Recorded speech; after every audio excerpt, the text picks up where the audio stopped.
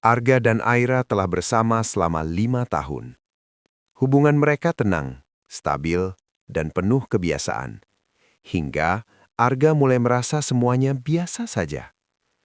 Tanpa ia sadari, di balik sikap sederhana Aira tersimpan kesetiaan dan cinta yang sangat dalam.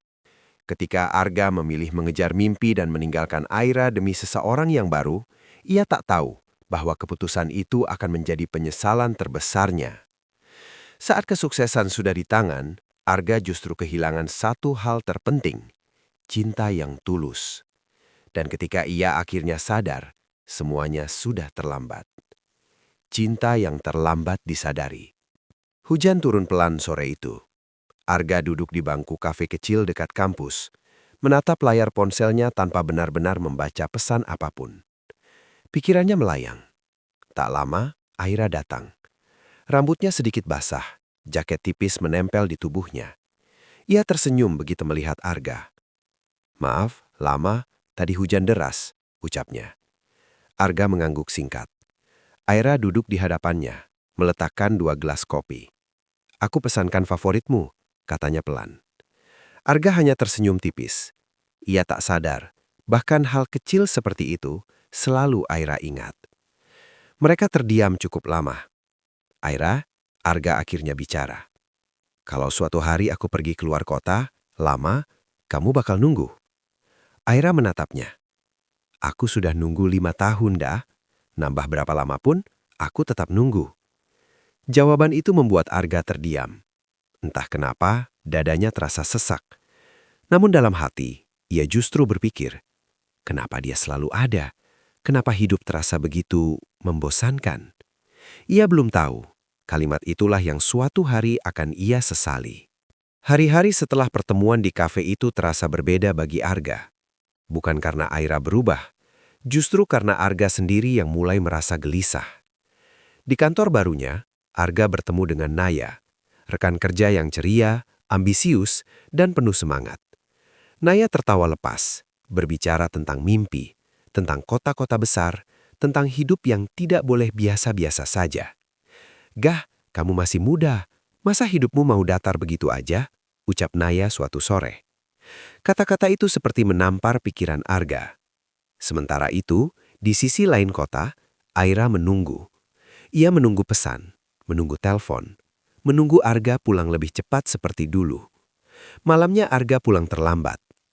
"Aku sudah masak," ucap Aira sambil tersenyum. Arga menatap meja makan, lalu jam di tangannya. "Maaf, aku capek. Aku mau istirahat." Aira menangguk.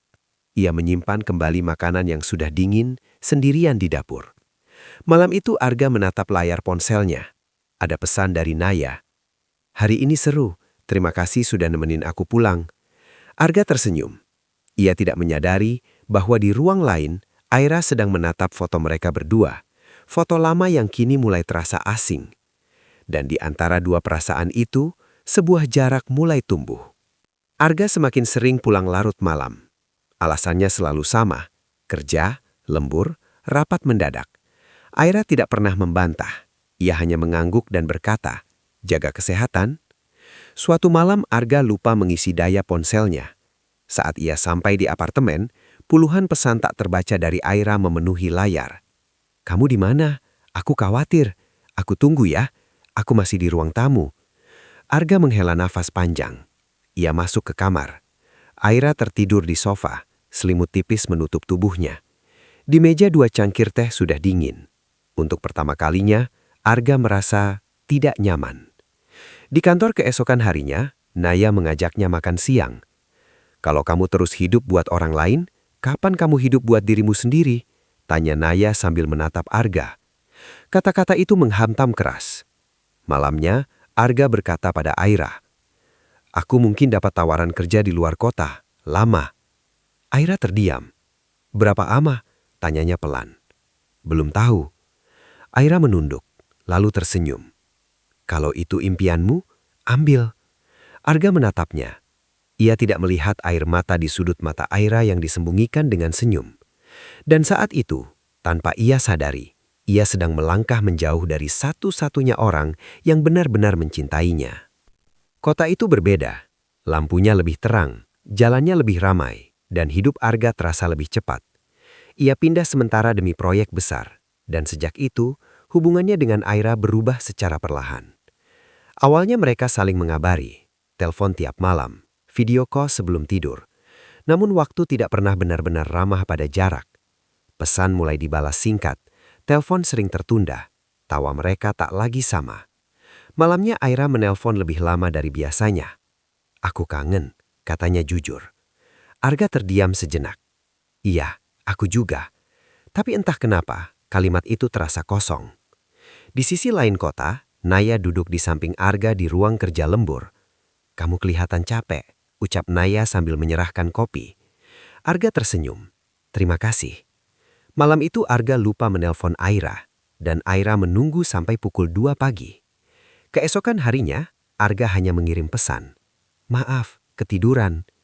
Aira membalas, "Tidak apa-apa." Namun di balik dua kata itu, hatinya mulai retak. Ia mulai menyadari bahwa orang yang dulu selalu ada, kini semakin jauh, meski tidak pernah benar-benar pergi. Malam itu hujan turun deras di kota Aira. Ia duduk di tepi jendela, menatap jalan yang basah oleh lampu-lampu kendaraan. Ponselnya di genggaman, layar menampilkan nama Arga. Ia menelpon. Nada sambung terdengar lama, sebelum akhirnya Arga mengangkat. "Halo?" Suara Arga terdengar terburu-buru. "Aku cuma mau tanya satu hal," ucap Aira pelan.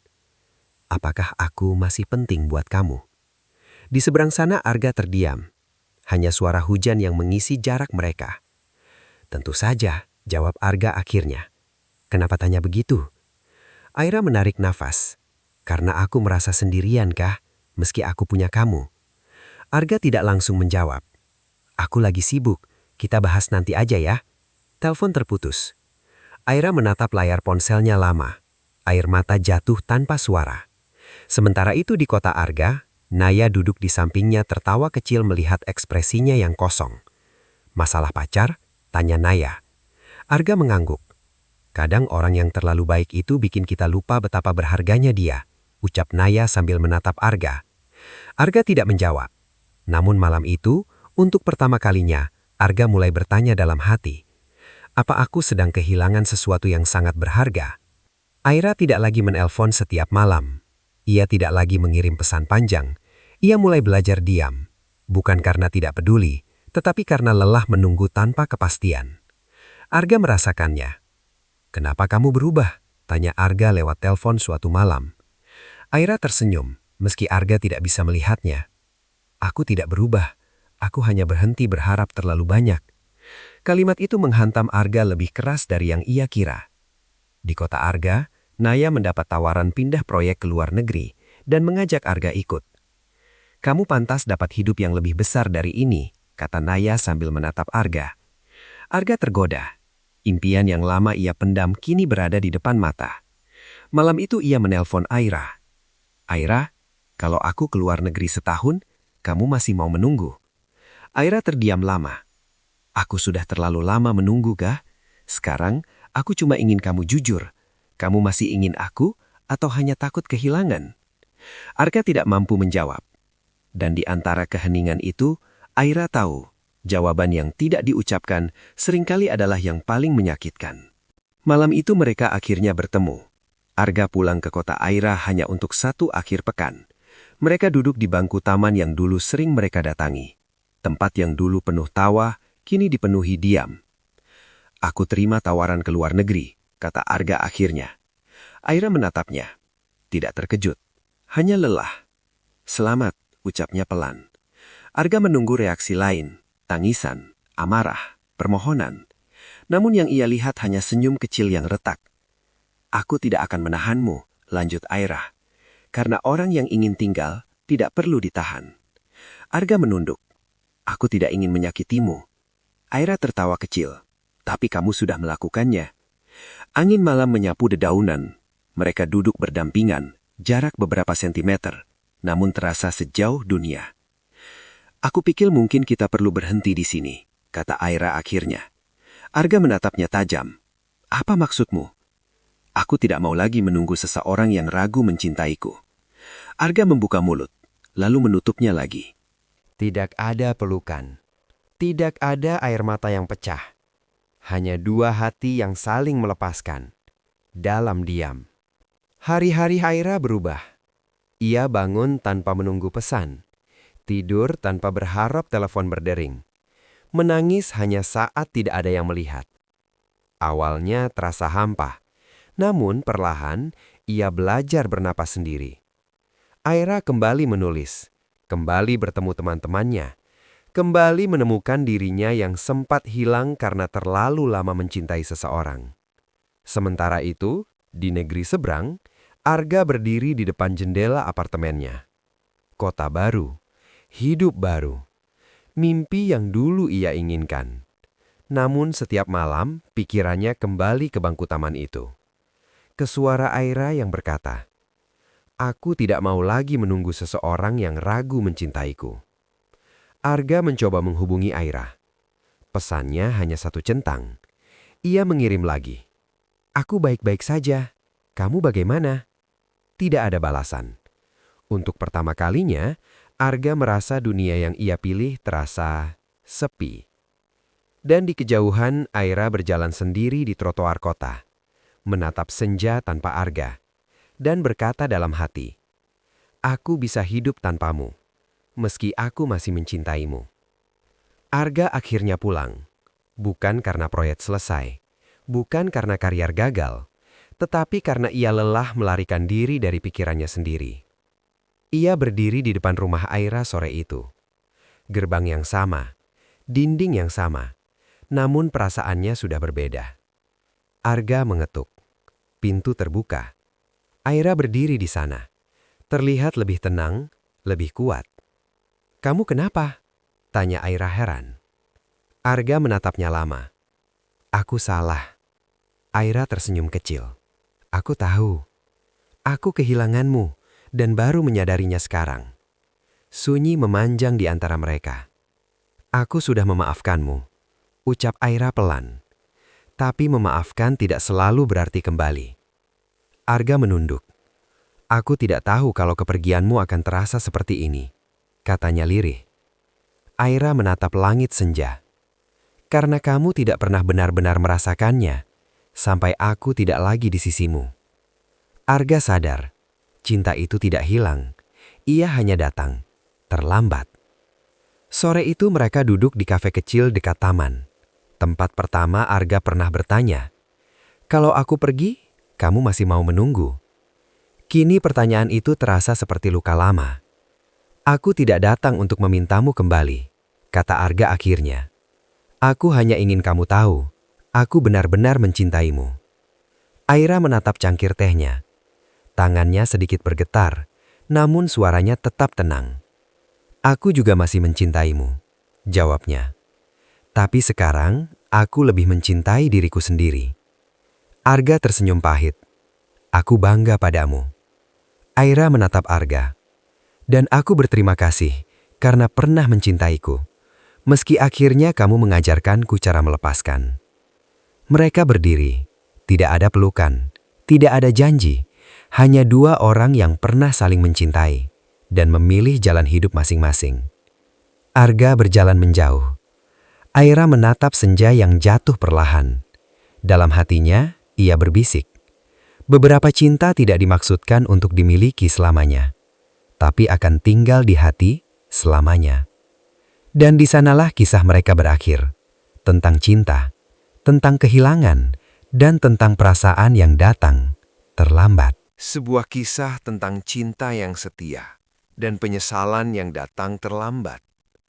Arga dan Aira telah bersama selama bertahun-tahun, hingga suatu hari, jarak, ambisi, dan keraguan perlahan memisahkan mereka.